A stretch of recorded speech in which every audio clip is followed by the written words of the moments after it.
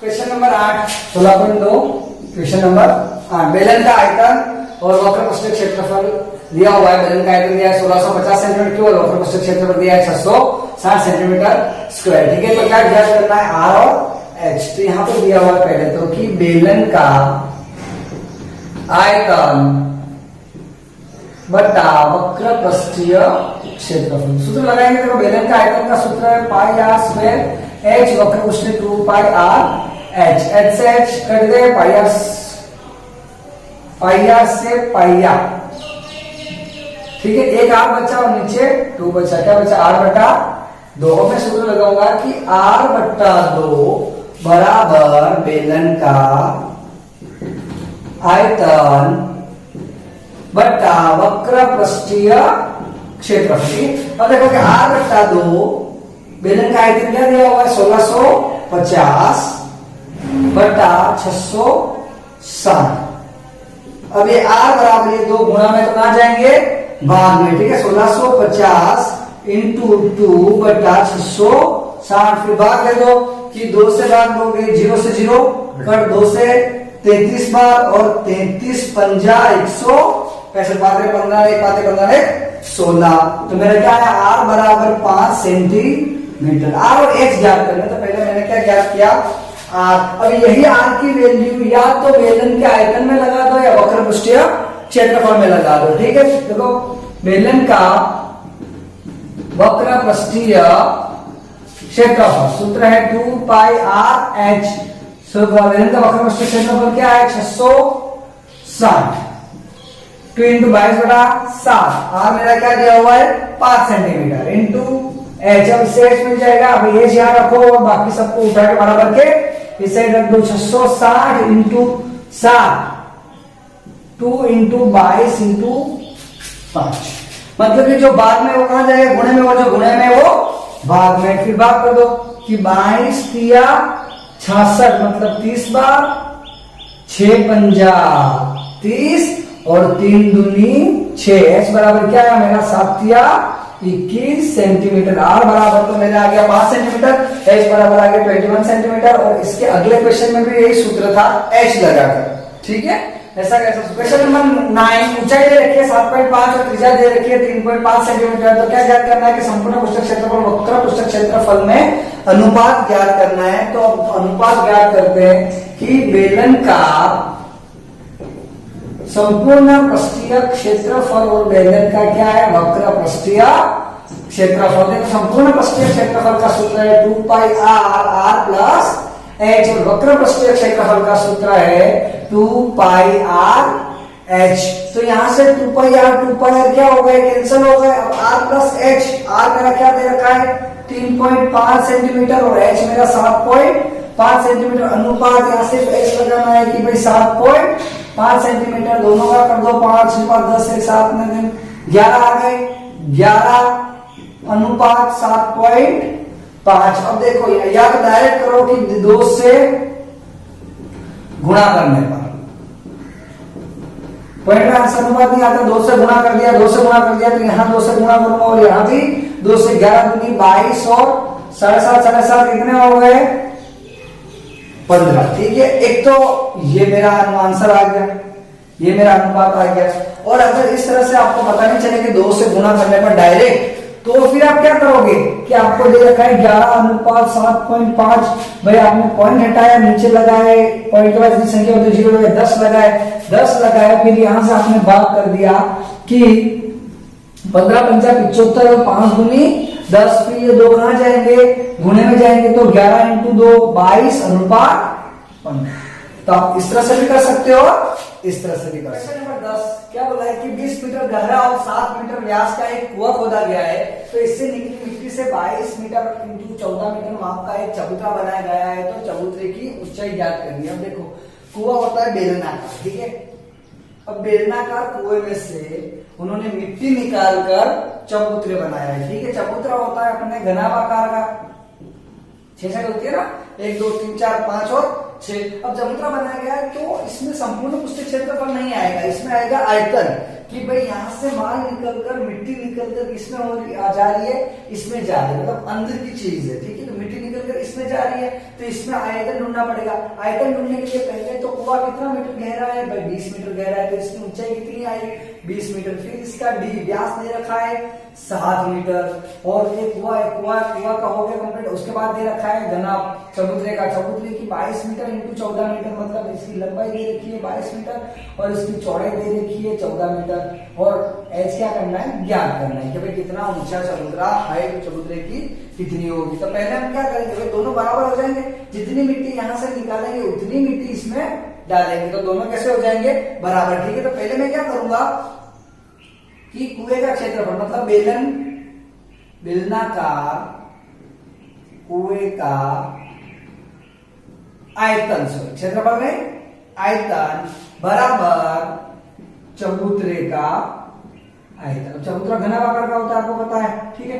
तो उससे पहले मुझे आर चाहिए। आर ढूंढने के लिए मैं क्या करूंगा कि R is equal to D by 2 7/2।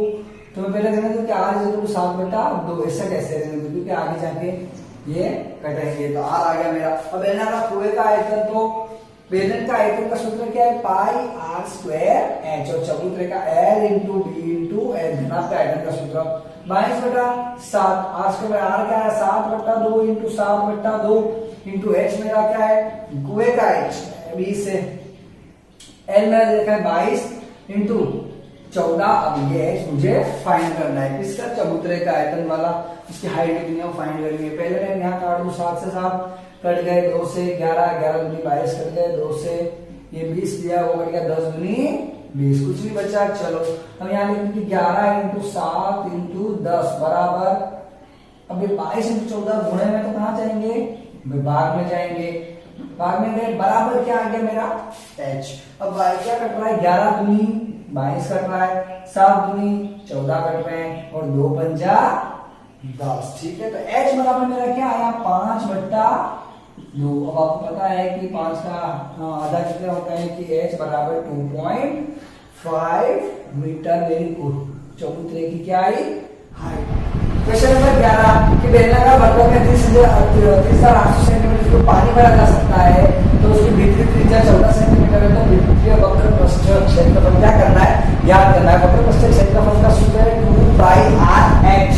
तो मेरे पास r तो है लेकिन क्या नहीं है, h नहीं है। तो ये h मैं कहां से फाइंड करूंगा कि भाई ये दिया हुआ है, क्वेश्चन में जो भी दिया होता है उसका कुछ ना कुछ यूज होता है, तो इसको पकड़ के मैं क्या ज्ञात करूंगा, h ज्ञात करूंगा पहले कि बेलन का आयतन क्या आएगा, क्योंकि अंदर बड़ा पानी भरा है, ठीक है। बेलन का आयतन दिया हुआ है 20,800। बेलन के आयतन का सूत्र है मेरे पाई आर स्क्वायर एच 20,800। पाई बराबर 22/7। आर स्क्वायर क्या है 14 इंटू 14। एच मुझे फाइंड करना है 20,800। अब जो फाइंड करेंगे ग्राम के साथ 14 जो फाइंड करना है वो बराबर के इस साइड रखो और बाकी सबको उस साइड भेज दो। तो 30,800 इंटू कुछ नहीं आएगा, सब बाद में आएंगे, नीचे कुछ नहीं है, यहाँ गुणे में तो कहाँ जाएंगे, बाद में। तो पहले मैं 22 से भाग करके देखो क्या होता है कि 22 से कम, 22 में 8 बचे, यहाँ आया, तो 22 चौक 88 00 आ गया, ठीक है। अब 14 से वापस 14 है कम, 14 ये 100 आ गया, और 2 से ये 50 बार। तो मेरा h इज इक्वल टू क्या आया, 50 सेंटीमीटर। मेरा h 50 सेंटीमीटर आ गया। तो अब मुझे क्या ज्ञात करना है, बेलन का वक्र पृष्ठीय क्षेत्रफल। बेलन के वक्र पृष्ठीय क्षेत्रफल का सूत्र है 2πr(h) × 22/7।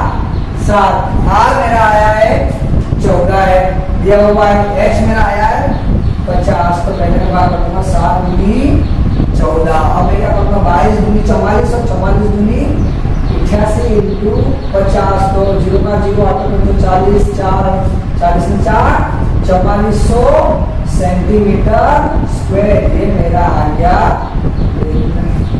बेलन का वक्र पृष्ठीय क्षेत्रफल। 12 खोखले बेलन की मोटाई दे रखी है 2 सेंटीमीटर, उसका भीतरी व्यास दे रखा है 14 सेंटीमीटर, उसकी ऊंचाई दे रखी है 26 सेंटीमीटर। तो बेलन के 2 सिरे कैसे खुले हुए हैं, तो खोखले बेलन का संपूर्ण पृष्ठीय क्षेत्रफल ज्ञात करना है। खोखला बेलन का, ये खोखला बेलन मेरा दिया हुआ है,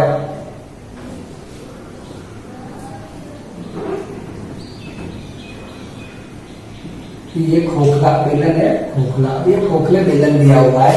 इसके दो सिरे कैसे हैं, खुले हैं, यहाँ से दोनों सिरे उसके खुले। उसकी भीतरी, इसकी बेलन की मोटाई कितनी है, ये मोटाई 2 सेंटीमीटर की है, ठीक है। उसका व्यास कितना दे रखा है, 14 सेंटीमीटर। तो अब पहले तो त्रिज्या ज्ञात करो कि d/2 14/2 कितने आए, 7। तो मेरा r बराबर आ गया 7 सेंटीमीटर। अब r बराबर 7 सेंटीमीटर आ गया तो खोखला बेलन है, उसके 2 सिरे हैं, तो दोनों त्रिज्या ज्ञात करनी है। तो एक त्रिज्या तो पहले 2 सेंटीमीटर चौड़ी है, तो एक तो आएगी मेरी 7 सेंटीमीटर और दूसरी आएगी मेरी छोटी वाली 2 सेंटीमीटर, ठीक है। तो दोनों को हम मिला देंगे तो r1 बराबर आया 7 + 2 बराबर 9 और r2 मेरा आया 7, ठीक है। r1 मेरा आया 9 और r2 मेरा आया, क्योंकि हमें पता है कि r1 is always greater than r2, मतलब r1 हमेशा r2 से बड़ा होना चाहिए, ठीक है। तो अब मैं लगाऊंगा सूत्र कि खोखले बेलन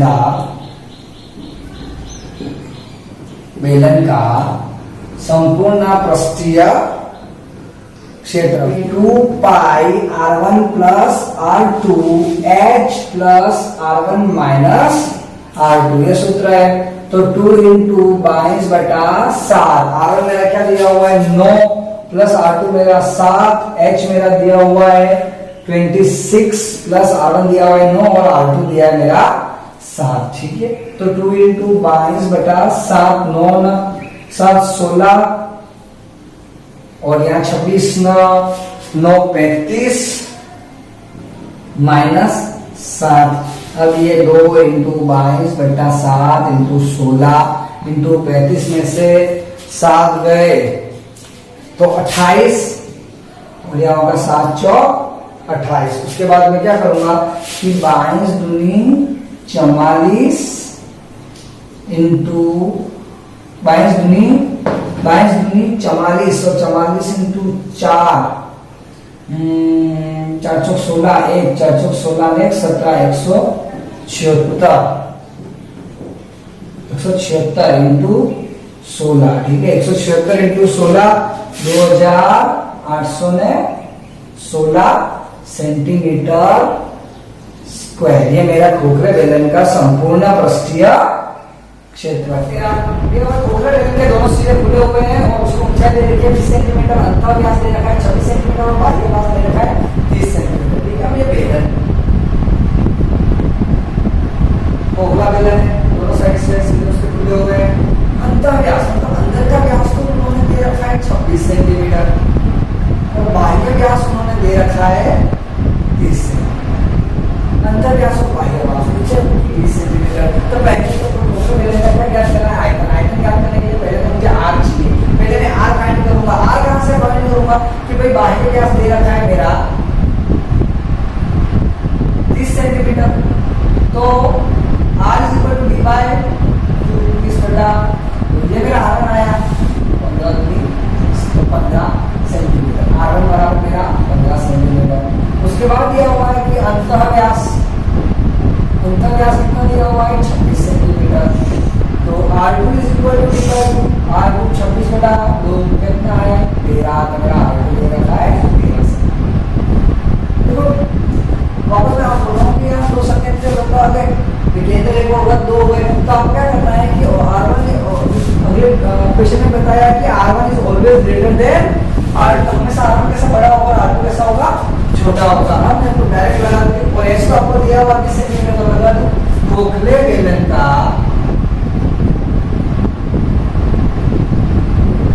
आयतन, खोखले बेलन का आयतन का सूत्र है πr1² h - πr2² h। इसमें से जो कॉमन दिख रहा है वो उसको बाहर निकाल दो। देखो πh दोनों में क्या है πh कॉमन निकल रहा है r1² - r2²। πh -7, h मेरा दे रखा है 20 सेंटीमीटर, r1 मेरा दे रखा है मिला है 15 का स्क्वायर माइनस r2 मिला है 13 का स्क्वायर, ठीक है। अब क्या करेंगे कि 22/7 × 20, 15, 10 पे 225 और 13 का पावर 69, 22 बटा 7 इंटू 20, 255 से 100 और तो 6 5 56। अगर हम इससे डिवाइड करूंगा कि 8 सब तो 56, ठीक है। तो क्या करूंगा अब 22 दूनी 44, 440 इंटू 8, 0 का 0, 8 32, 3 8 32, 33 34 35, मतलब 3520 सेंटीमीटर क्यूब। ये मेरा देख क्या खोखले बेलन का आयतन आ गया 3520